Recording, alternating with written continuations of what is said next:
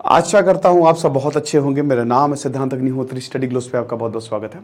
Glacier lake outburst की बात करेंगे, कैसे ये जो हिमालय में राज्य हैं उन सबके लिए एक चेतावनी है, बहुत ज़्यादा ज़रूरी है ये। सिक्किम में जो फ्लैश फ्लड्स आए हैं दोस्तों, 100 से ऊपर लोग, 104 के करीब लोग मिसिंग हैं, मिल नहीं रहे हैं। 14 लोग अभी तक मारे जा चुके हैं, हमारे जवान भी इसमें थे। बहुत ही दुखद घटना है। तो बात करेंगे इसकी पूरी तरीके से कि आखिरकार ग्लेशियर लेक आउटबर्स्ट GLOF क्या होता है, क्यों ये हो रहा है, हम क्या कर सकते हैं इसको रोकने के लिए। तो सारी चीज़ों पर नज़र डालेंगे। लेकिन हमारा जो न्यूरो लिंग्विस्टिक प्रोग्रामिंग का शानदार कोर्स है दोस्तों, वो लाइव है। साइकोलॉजिस्ट डॉक्टर मयूरिका दास ये क्लासेस लेंगी और इसमें आप ये समझिए कि हम आपको ट्रेन करेंगे, आपकी मेमोरी, हम आपके दिमाग को रिवायर करेंगे। तो ये 8 टॉपिक्स हैं। कोई भी एग्जाम हो, लंबा सिलेबस हो, चुटकियों में आप कवर कर लेंगे। 9 अक्टूबर यानी कि परसों तक हम इस बैच को ओपन रखेंगे और उसके बाद बंद कर देंगे। 26 अक्टूबर को क्लास होगी। तो 14 लोग जो हैं वो अभी तक मारे जा चुके हैं, 102 लोग मिसिंग हैं और इसमें 23 आर्मी पर्सनल जो है they are also missing. Sikkim की कैपिटल है गैंगटॉक। सबसे लंबे समय तक chief minister Pawan Kumar Chamling first organic state, और एक ऐसा राज्य है नॉर्थ ईस्ट का जो बहुत ही शांत है, लेकिन यहां पे भी चाइना प्रॉब्लम करता रहता है। सिक्किम बहुत ही घूमने वाला, बहुत ही खूबसूरत है, एक पर्यटक स्थल है, हिमालयन रेंज में आता है। ढेरों ग्लेशियर्स है यहाँ पे, 40,000 के करीब। और मतलब अगर आप पूरे हिमालय की बात करें तो 40,000 के करीब ग्लेशियर्स हैं और सिक्किम भी उसमें से रिस्क पे है। तो एक टूरिस्ट स्पॉट, एक बहुत ही इंपॉर्टेंट जो साउथ लोनक लेक है, ठीक है, यहां पे ग्लेशियर लेक यहां पे है और भयानक बारिश हुई, फ्लैश फ्लड्स आए, जिसकी वजह से एक तो फ्लैश फ्लड्स आए बारिश की वजह से, दूसरा ये जो आउटबर्स्ट हुआ है जिसकी वजह से पूरा का पूरा पानी नीचे आ गया और बह गया ये पूरा रीजन। डैम बह गया, ठीक है, वो चुंगतंग जो वो जो डैम था, ठीक है ना।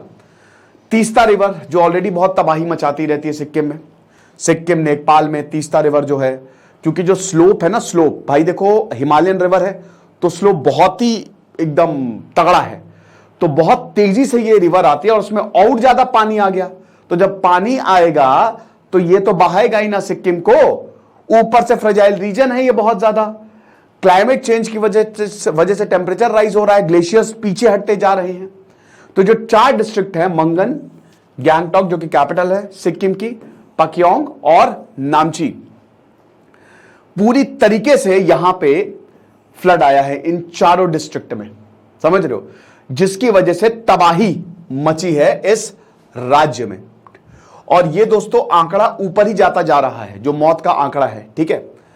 अब आपको बता दूं ग्लेशियर जो लेक आउटबर्स्ट, ग्लेशियर लेक क्या होती है, पहाड़ है, गड्ढा हो गया, हिमालय है, गड्ढा हुआ। जैसे मान लो कि ये सिक्किम है ना, ये शहर है, ठीक है, और ये पहाड़ है, ये यहां पे ये ग्लेशियर लेक है, ये गड्ढा हो गया, पहाड़ पे गड्ढा हो गया, मस्त तरीके से ये ग्लेशियर लेक जो है वो बन गई है।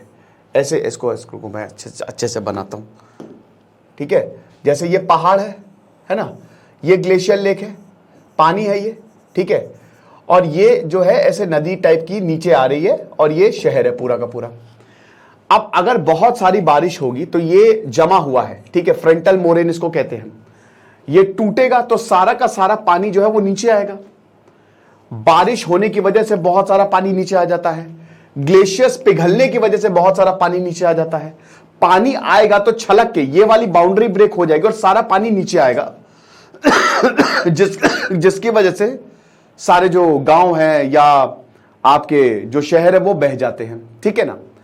तो ये जो ग्लेशियर लेक्स है, यहां पे काफी लेक्स है, 40 के करीब।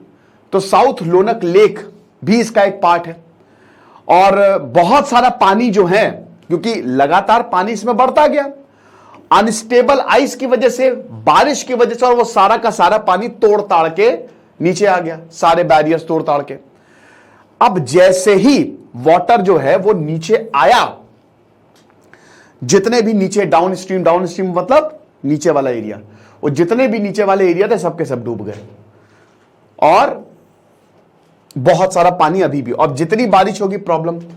अब ये इसरो ने जो है वो सेंटिनल बेसिकली इसरो ने तो एक लिस्ट निकाली है, एक लिस्ट भी सौंपी है सैटेलाइट से, है ना, सैटेलाइट से एक लिस्ट भी सौंपी है कि कितनी लेक्स जो है वो खतरे में है। ये एरिया आप देखिए, ये लगभग 168 हेक्टेयर्स के करीब एरिया था लेक के पास, ये 60 हेक्टेयर्स देख सकते हो ना, 60 हेक्टेयर्स के करीब रह गया। पूरी की पूरी ये जो लेक दिख रही है ना आपको, ये देखो ये लेक कितनी बड़ी, 160, आधी से ज्यादा लेक खाली हो गई, सारा का सारा पानी नीचे चला गया। ये जो मोरेन है, ठीक है, आपको पता है ग्लेशियर्स ऐसे काटता हुआ जाता है। ज्योग्राफी में क्या होता है, ज्योग्राफी, पूरी ज्योग्राफी जो मैंने अभी एनसीईआरटी खत्म की है, ठीक है, तो पूरी ज्योग्राफी, फिजिकल ज्योग्राफी किस पे बेस्ड है, इरोजन और डिपोजिशन, है ना। एक इरोड होगा, जैसे जो जब नदियां जो है वो आती हैं पहाड़ों से नीचे, तो पहाड़ काटते हुए आती हैं, और जब प्लेन पे आएंगी तो वो सब डिपॉजिट कर देंगे। तो एक तरफ इरोजन हो रहा है, एक तरफ डिपॉजिट हो रहा है। ग्लेशियर्स भी ऐसे मूव करते रहते हैं, ठीक है, पहाड़ होते हैं वो आइस के, मूव करते रहते हैं, तो काटते हुए आते हैं, तो घाटी बना देते हैं। साइड में जो सेडिमेंट्स डिपॉजिट है उसको मोरेन कहते हैं, ठीक है ना। अब ये गड्ढा बनाते हुए आ रहे हैं, यहां पे पानी भर जाता है, और फ्रंट वाला होता है फ्रंटर मोरेन। बहुत ज्यादा बारिश होगी, फ्रंटर मोरेन कोलैप्स हो जाएगा, सारा का सारा पानी नीचे आ जाएगा, समझ रहे हो। तो बस ये कंसेप्ट होता है। तो क्या रीजन है, सबसे पहले तो अर्थक्वेक होता है, भूकंप आया, टूटा, पानी नीचे आया। भूकंप यहां पे सिक्किम में आता रहता है क्योंकि हिमालयन रीजन यंग है। हैवी रेन्स जो अभी कारण बना है, बहुत ज्यादा हैवी रेन्स की वजह से, एवलांश की वजह से, ठीक है।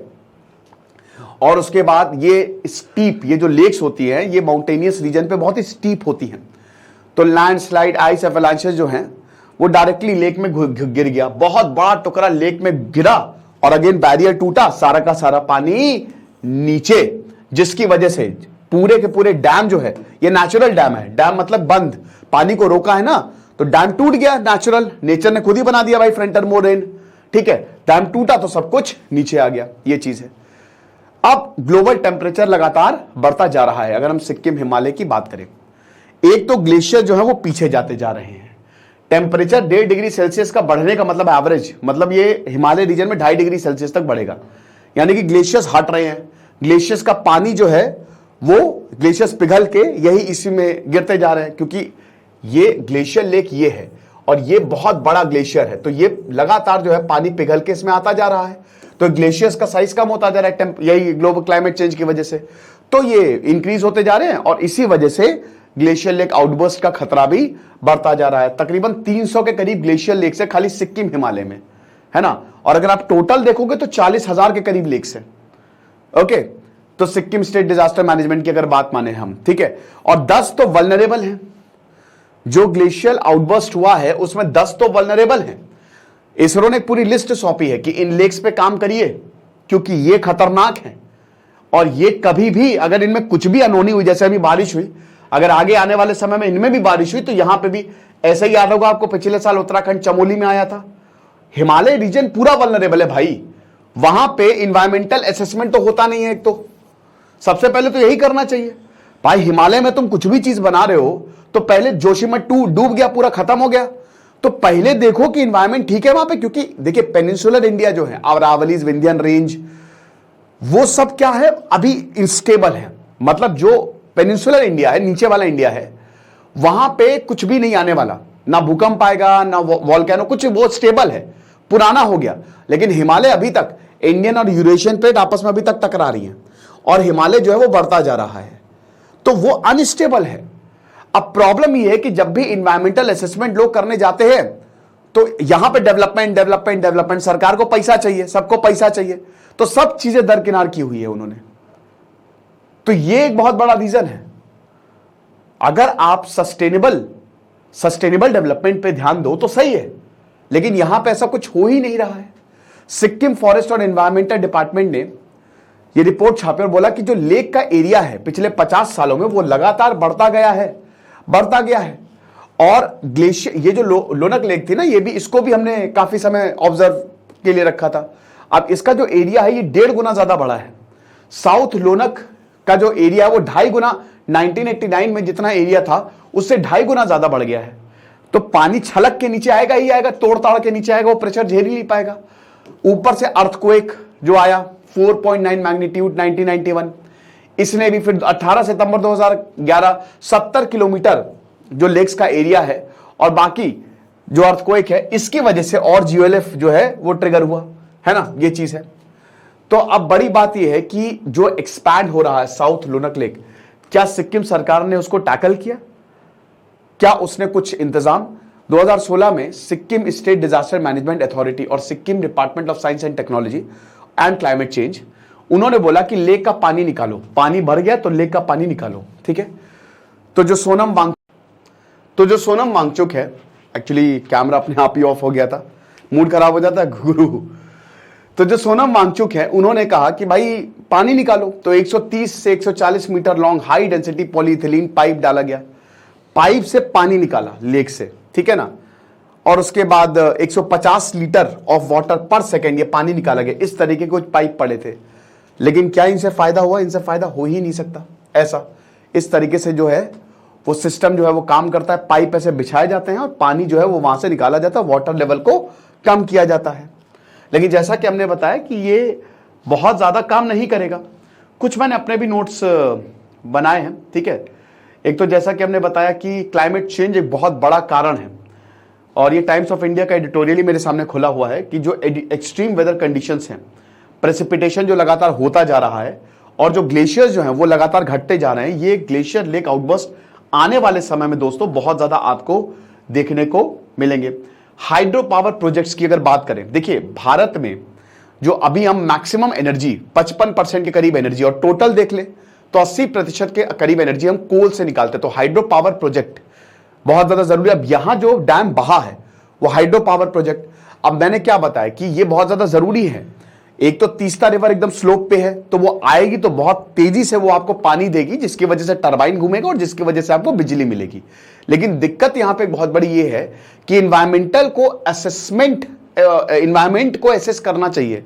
जब तक इन्वायरमेंटल असेसमेंट नहीं होगा तब तक इसमें कुछ भी फायदा जो है वो नहीं होगा, ठीक है ना। तो ये हिसाब किताब है। बाकी बहुत दुखद घटना है दोस्तों, लेकिन आगे आने वाले समय के लिए हमको तैयार रहना चाहिए।